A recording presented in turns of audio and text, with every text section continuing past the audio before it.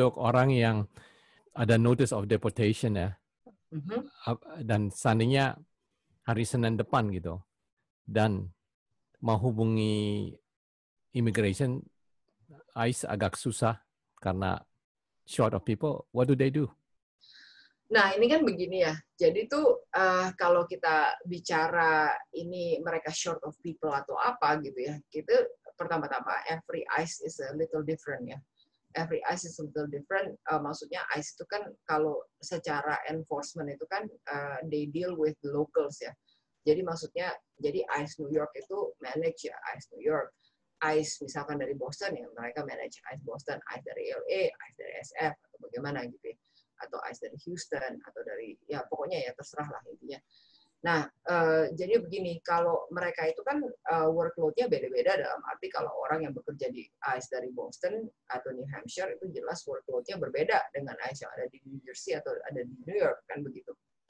Nah, kalau yang di New York yang terjadi adalah pada saat ini itu kita tuh masih meng-email untuk check-in begitu kan. Nah, kalau misalkan ada notice of deportation sih ya sebenarnya ya mereka pun untuk mengenforce sekarang pun juga sedikit sulit ya karena masalahnya ya mereka juga kekurangan tenaga gitu loh gitu dan ya I mean come on at the end of the day we're all humans gitu ya mereka juga punya hak takut sama corona gitu bukan cuma kita saja no gitu. Ya tapi kalau seandainya terjadi begitu orang yang deport ya orang yang tadi seandainya hari Senin tapi dia bilang, well, I'm petitioning to withdraw atau apa namanya, cancel that deportation. Apakah itu jadi is a ding untuk permintaan pemohonan atau gimana tuh? Like I said, they continue to work although they don't see people. I see. Okay, jadi, so we actually we don't know yet until we see, I suppose. You know, I mean. At the end, I mean, this is an unprecedented time for everybody, right? Yes. Yeah, it's an unprecedented time for everybody. We don't really know how to adjust. I've been very lucky. We did not we keep a very decent amount of business despite of the pandemic gitu ya. But at any rate, karena mungkin juga jenis pekerjaan kita agak sedikit berbeda dengan yang ya other people lah mungkin seperti itu ya karena kita juga ya we work di business immigration and we do some court work as well gitu ya. Nah jadi ya nggak ngerti juga ya kan kita nggak tahu ini kapan buka, ada yang orang bilang katanya bukanya Januari, ada yang bilang katanya bukanya November, I have no idea. Oke. Jadi seandainya ada orang yang minta visa to stay extra 6 months ya. Jadi continuing for another 6 months. Kan sebagai turis bisa tinggal 6 bulan terus bisa extend ya. Nah, what happen if they don't hear anything from ICE? Oke, kalau first of all kalau misalkan Anda mengajukan extension itu kan masuknya kan ke USCIS ya. Nah, masuk ke USCIS itu statute-nya itu Anda bisa lihat di INA section 222G to 22G yang mengatakan bahwa kalau misalkan Anda itu, jadi begini, first of all, you have to understand this. The statute itu sangat kaku. No country is ready for the pandemic, right? Jadi hukum ini pun tidak sempat dibikin kalau ini tuh rigid seperti ini dibikin agak lekuk sedikit itu jadi lebih fleksibel nggak ada tuh yang kayak gitu pada saat ini gitu ya jadi ya gue terlambat file application well I'm sorry according to the law you might have gotten screwed gitu loh karena they did not have the opportunity to basically lack some of the things although pada kenyataannya kalau dari sisi ICE ya kita nggak ngomong USCIS kita ngomong ICE itu mereka mungkin ya bukan mungkin tapi mereka memang sekarang terima laporan itu yang melalui telepon yang mengenai seperti itu. Nah tapi kalau secara aturan aturan gitu ya aturan jadi nggak ada perpanjangan nggak ada ini nggak ada itu. Nah kembali ke INA 222G INA 222G itu mengatakan bahwa kalau misalkan Anda itu memfile sesuatu, extension atau change, dan itu pending lebih dari 120 hari, Okay? Asalkan you punya application itu meritorious atau you punya application itu filed in good faith. Apa artinya, sorry, itu meritorious, apa itu artinya? Meritorious itu maksudnya ya aplikasinya beneran gitu loh, bukan filing for the heck gitu ya. Apa namanya? Ya meritorious maksudnya there is meat, there is substance in it. In good faith lah, in good faith. In good faith, ya. Nah, in good faith and meritorious, you could actually stay here, sampai itu ada keputusan, gitu kan.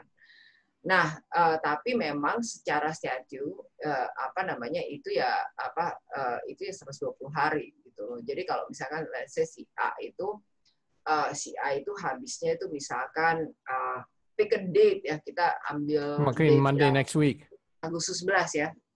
Ya. Nah, Agustus 11 itu jadi gini, misalkan let's say dia habisnya Agustus 11. Nah, Agustus 10 ini kan hari Minggu ya. Ya. Agustus 10 itu. Oke, kalau gitu Monday next week itu berarti Agustus 10 ya. Nah, berarti kan ini kan sehari sebelumnya itu kan tanggal 9 dan tanggal 8 gitu kan.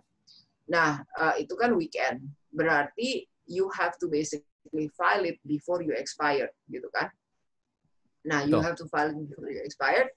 Nah, jadi ya you just have to make sure that whatever hell you're gonna do, you get it in before you expire, gitu loh. And remember, kalau misalkan ini jadi nyambung ke aturan Saturday and Sunday.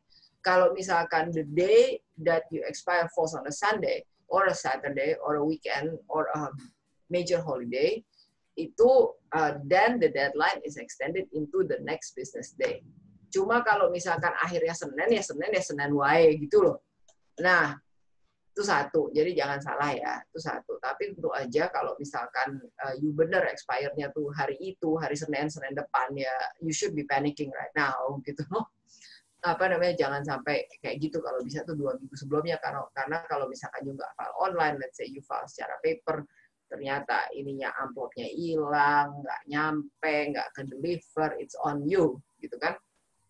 Nah, jadi aturan itu adalah begini, let's say nyampe niating hari Sabtu deh, kita bilangnya nyampenya hari Sabtu, kan mailbox itu ya, ting.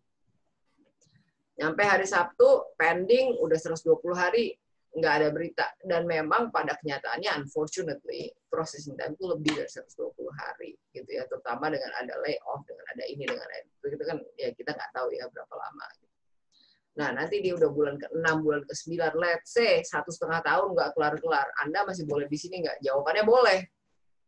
Tapi Anda nggak boleh kerja, nggak boleh ini, nggak boleh itu. Ya Anda ya, maaf saja, luntang-lantung aja di sini gitu loh. Nah, kalau misalkan let's say you change ya, misalkan dari H ke student, ya Anda bisa continue to school.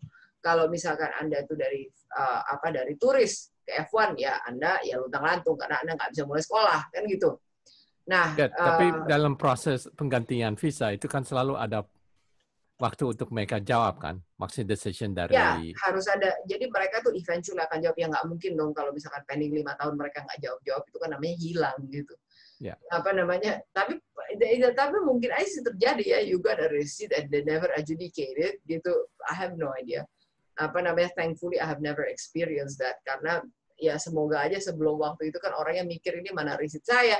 Halo imigrasi, where is my receipt, kan gitu. Nah, tapi ya itu kalau secara rule itu memang mungkin pada saat rule itu dibuat ya, pemikirannya adalah bahwa processing time itu hanya 120 hari, sama seperti statute yang naturalisasi itu ngomongnya kan 6 bulan. Ya. Jadi seandainya kita submit today ya for extension, tapi dalam 120 hari USCIS tidak menjawab kita punya petition atau application buat extension, so you would consider that's an approval? No, doesn't have anything to do with that. It just INA 222G says that basically kalau misalkan itu terjadi, maka you punya status itu di sini tuh akan ditol sampai ada keputusan, asalkan application yang you file itu meritorious dan filed in good faith.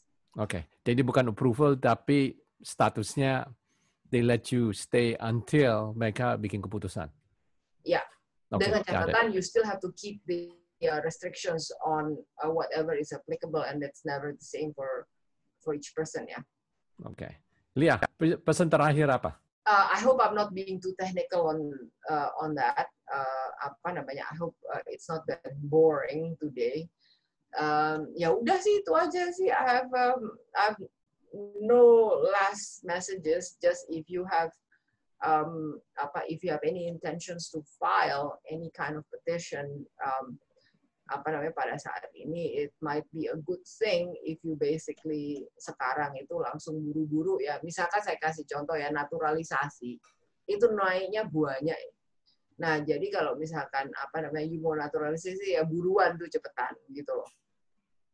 Gitu. Okay. Nah, kalau let's say kalau misalkan ya tapi kalau misalkan you mau renew green card gitu ya, kalau mau udah habis ya tunggu aja nanti Oktober karena kan berkurang biayanya gitu.